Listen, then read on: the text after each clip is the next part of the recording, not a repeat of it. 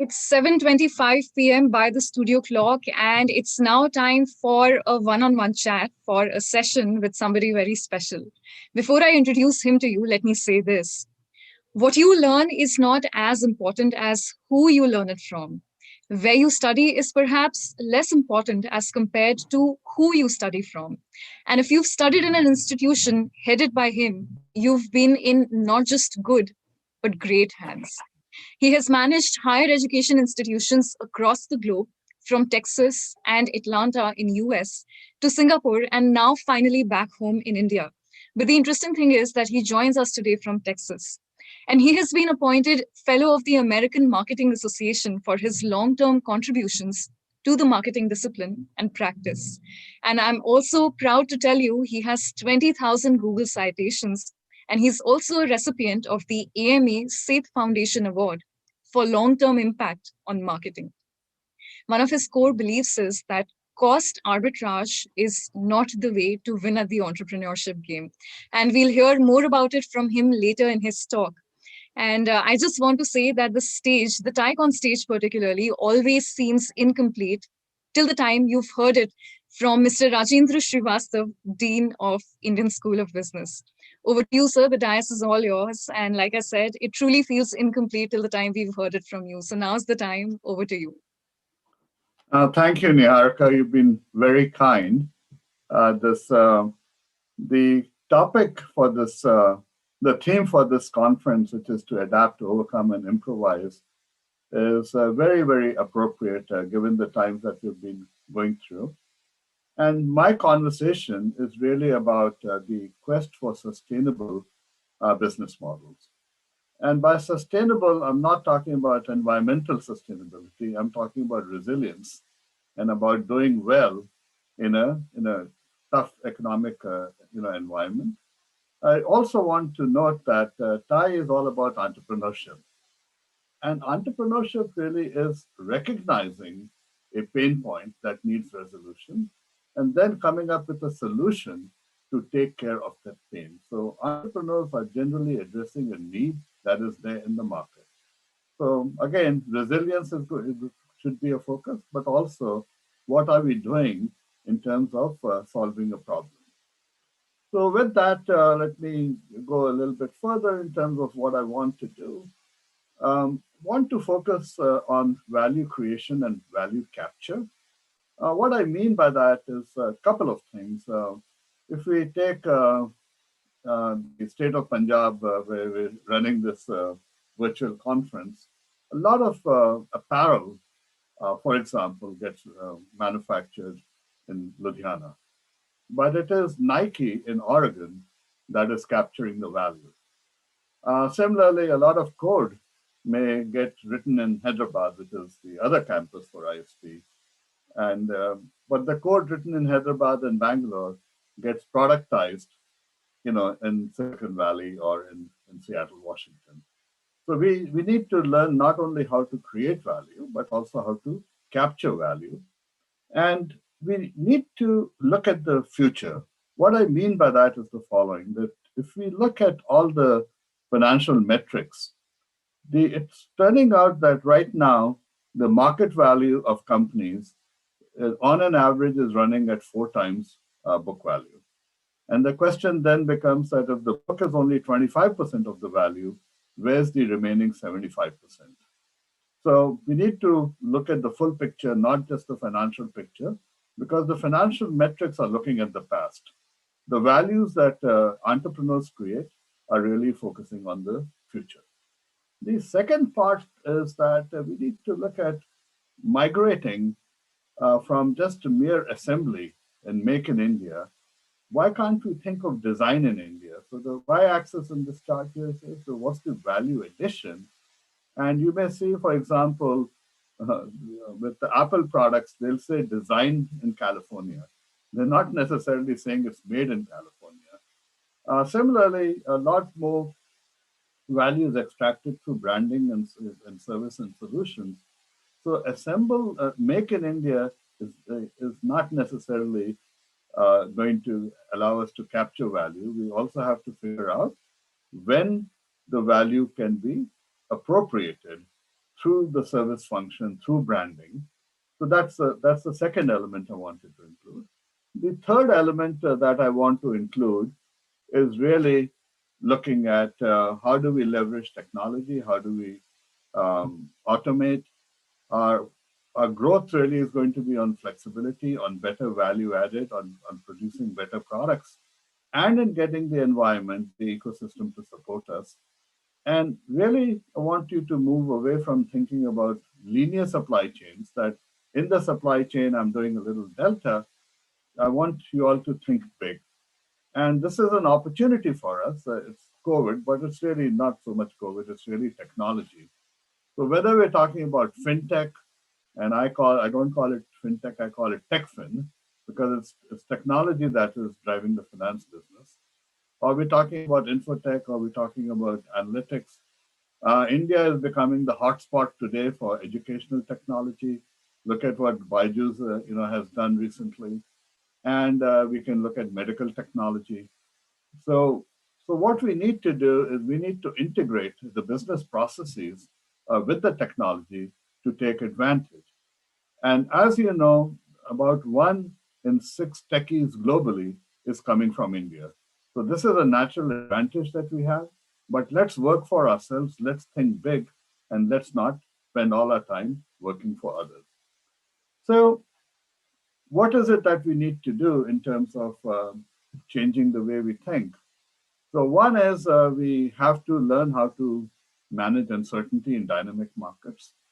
And the second element is about resilience. It's about immunity and recovery. So if you think of resilience, it means can we absorb the shock? But it also means that can we bounce back faster? And when we bounce back, we should not just target on getting back to where we were. We should look at how do we go beyond that to growth. So in that context, I think the immunity or the shock absorbing effect can be provided by the brands and platforms. But you also need to have to focus on agility and thinking of options. What if then what? If then what means is that you're really thinking of what you could do in the future to give you a competitive advantage, coming out of a recession of sorts. So the emphasis therefore should be on growth, and growth is going to depend on insights that you are evolving in the marketplace. So really what I'm saying is, we need to move from a mindset where we think cost plus to a growth mindset. We need to think of agility. We need to think of brands to appropriate value. And we need to stay ahead of competition in terms of developing new value. So many people have made the comment that data is the new oil. And I have maintained that data is the new lubrication oil, because it's data that is allowing us to become more efficient, faster, and also more scalable. So the second part I want to focus on is really looking at resilience. And for resilience, you have to focus on business innovation and not product innovation. We should not confuse invention with innovation.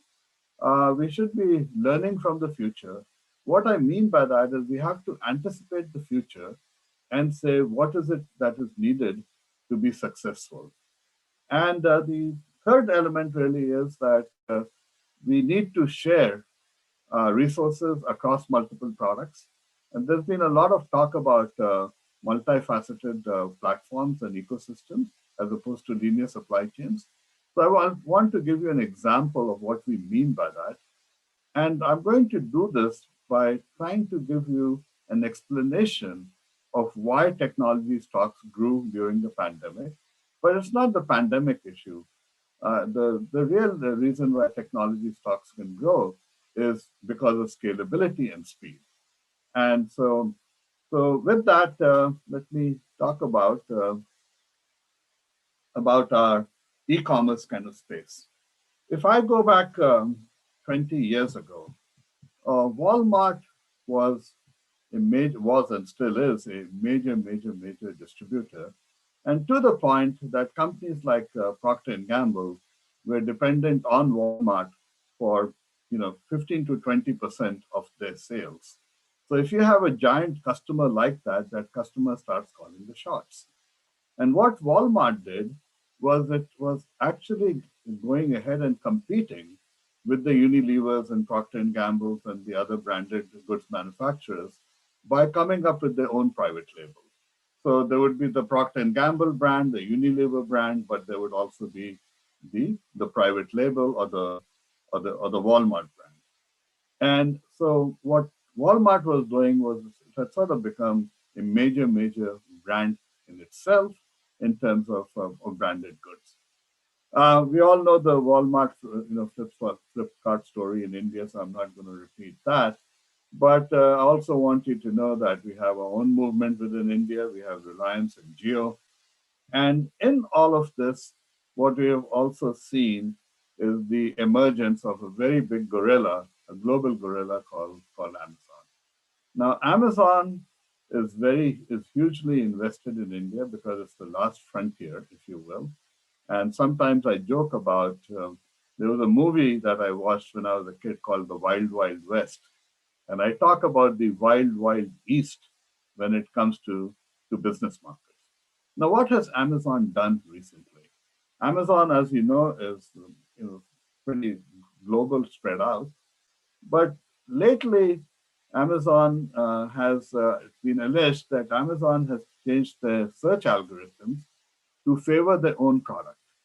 Now, many of you don't know that when it comes to batteries for small appliances like cell phones and flashlights, whatever, the number one brand in the world now is not Energizer or something like that. The number one brand for batteries is actually Amazon.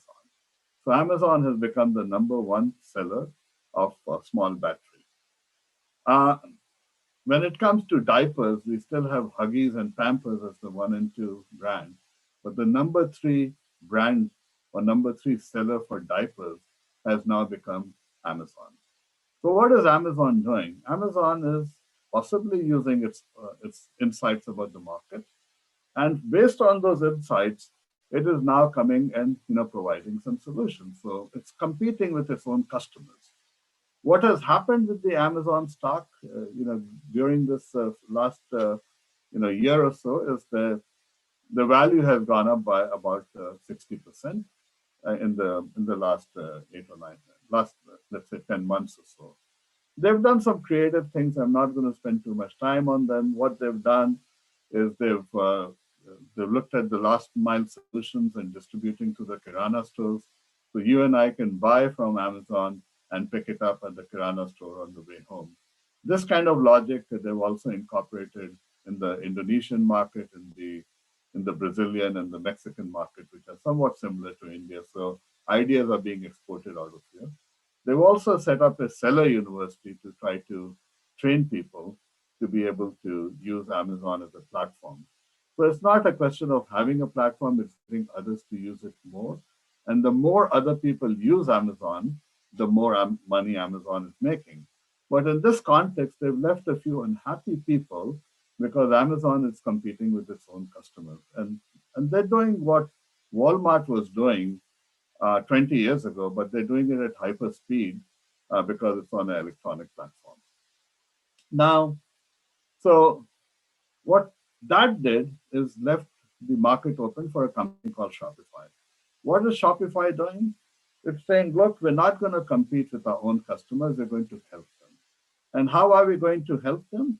We're going to help them in terms of helping setting up their own stores. So you and I can set up a store. I could set up an educational store if I wanted to. And the idea is that Shopify is going to help me develop my ecosystem. It could be agencies and web designers. It could be the production capabilities and distribution capabilities, also accounting help, marketing help, etc. So what Shopify is saying that if you want to become an entrepreneur, I'm going to provide you all the tools that you need. In this process, they also discovered that your enemy's enemy is also your friend. Now, if you look at Amazon has a big impact on Walmart. It's taken business away from Walmart on a global basis. And consequently, one of the interesting things has been that recently we've had, Walmart and Shopify join forces. And the day Walmart and Shopify joined forces, the stock for Shopify went up by about 9% on the 15th of June, I believe, last year. So, so you have to have a growth mindset. And if I look at Shopify, while Walmart grew by 60%, Shopify over the same period grew 400%. And so, so the only reason I'm bringing Shopify in is that Shopify is a company that's been active probably for about 3.5 years. It's a little older than that, but most of the growth has come over the last, 3.5 years. And I spotted this company about a year and a half ago, and I wish I had bought the stock. And over that, and I've been using this as an example in all my executive MBA classes. And so all the dates that I see are the dates that I taught, and I brought this as an example. And over this period of approximately a year and a quarter, the company has grown, roughly 400%. All right. Why do I bring all of this up? If I look at the valuation of these companies, Geo, Amazon, Shopify, you'll find that the market value of Amazon is about 22 times the book value. What does that mean? It means that 5% of Amazon is on the balance sheet. When I go to Shopify, the price to book ratio is 29, which means about the 3% of the value of Shopify is on the balance sheet. So the natural question then is what explains the difference between the market capitalization and the book value? And we tend to focus too much on the book value. And the second related question is what are some assets that are off the balance sheet? And these I sometimes refer to them as market-based assets.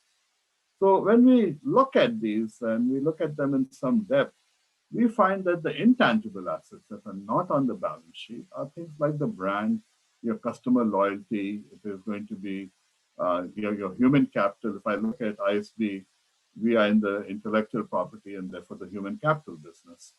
And so we'll find that many assets that are really important for you as entrepreneurs to compete in the future are really not on the balance sheet. So please don't get carried away by trying to build the balance sheet. You need to build your capability. It's not just the Amazons of the world. If I look at an infrastructure company like Shree Cement, the price to book ratio of Shree Cement is 10-1. And why is the cement business so valuable in India? It is because it's a growth market with the country investing in infrastructure. Similarly, you'd be amazed to know that Tata Consultancy, the price to book ratio is 13-1, for ITC it's 12-1, meaning about 7-8% of these companies is on the balance sheet. What really takes the cake is Hindustan Unilever. The price to book ratio is 60-1, meaning less than 2% of Hindustan Unilever is on the balance sheet. So you guys have to figure out what the hell is going on.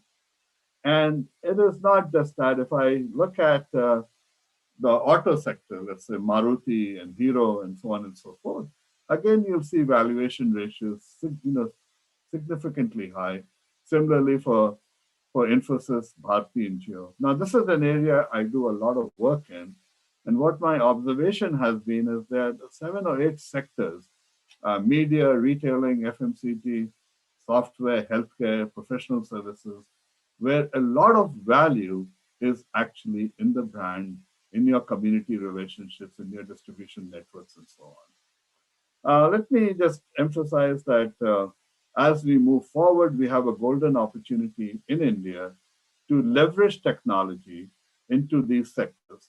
And so we are already kind of known for infotech, but in my opinion, India can be the leading supplier of healthcare globally, not just in India. Right now, you go to any country, you'll find doctors. I don't care if it is in Argentina or if it is in Iceland, you'll find Indian doctors. You also go around the hospitals in the world and you ask where the nurse is coming from. The first answer is Philippines. You dig a second answer would be Kerala. They don't even say India. Kerala is the number 2 suppliers of nurses globally. Now, why can't we provide technology, technicians, etc., in the healthcare industry? We could become a leader. We can certainly become a leader in fintech. The State Bank of India's YONO product is great. Again, I want to emphasize entrepreneurship is not restricted to startups. It should also be for larger companies. In pharmacy, we're beginning to use technology, AI, ML, to identify solutions using old chemistries. Agritech, R&D, we have a company in Hyderabad called GVK Bio, and they are employing 1,400 PhDs to look at R&D problems in the pharma sector. You have education tech, Byju's that we talked about. Our own alum was involved in Akash Academy, which has just been purchased by Byju's. Then we have the development of business ecosystems. And finally, let me stop that we can become the entrepreneurial mill for the world by partnering globally, not just in ideas coming out of India, but shaping ideas that started elsewhere, but reshaping them in India for the growth markets. So let me stop at this stage. I think I've probably gone over my time period, but my message is please think bigger, think speed, think resilience. You want to start companies that are going to survive, that are going to take on the competition globally. And let's not think in the cost plus kind of thing, cost arbitrage, because what we have is an opportunity. We have a huge market, and the growth rate of markets within India is a lot higher. So while others are trying to get into India, into our market, let us look at how we can take advantage of that, but also pivot from India into global markets. So with that, let me stop and over to the moderator. Okay, so thank you so much, sir, for your lecture on sustainable business model. It was an insightful lecture, and the chat box has been flooded with the comments, and so is the question box with the questions. So due to lack of time, we won't be able to pick up most of the questions, but this one was asked from Saurav Khanna. He says that most of the startups are pushing towards aggressive volume growth, uh, as a result of which they are spending like 100 to earn 1 rupee. So what do you think this will result in the long term? Well, what you see, the problem is that we seem to think that investment means investing in hardware, etc. So this is really a market investment. Large companies like Microsoft, they took the idea from FMCG companies and gave the product away. When what happens is when you expand the number of users and you build up a clientele, then instead of a product platform, what you have is a customer platform. So if I buy something from you, and I have a good experience with it, I am now ready to possibly buy something else from you. We see this happening in the financial sector all the time because it's built on trust. You look at what Microsoft has done; they've been cross-selling new ideas, and so what you need to do is you need to build your customer base. You need to understand what they want, and therefore your customer base becomes the platform on which you build businesses. So it doesn't have to be technology. Right now, one of the biggest markets I think that is there globally is for things like repair work. A lot of homeowners would like to have one number they can call to get the air conditioning fixed, the plumbing fixed, etc., etc. So, it's really the ability to satisfy customer needs, but then you need to figure out what is it the customer wants, and this is the reason why customer insights are, in my opinion, the biggest driver. So, if you're going to invest in marketing and building your customer base, you better figure out how you're going to use that customer base once you've built it.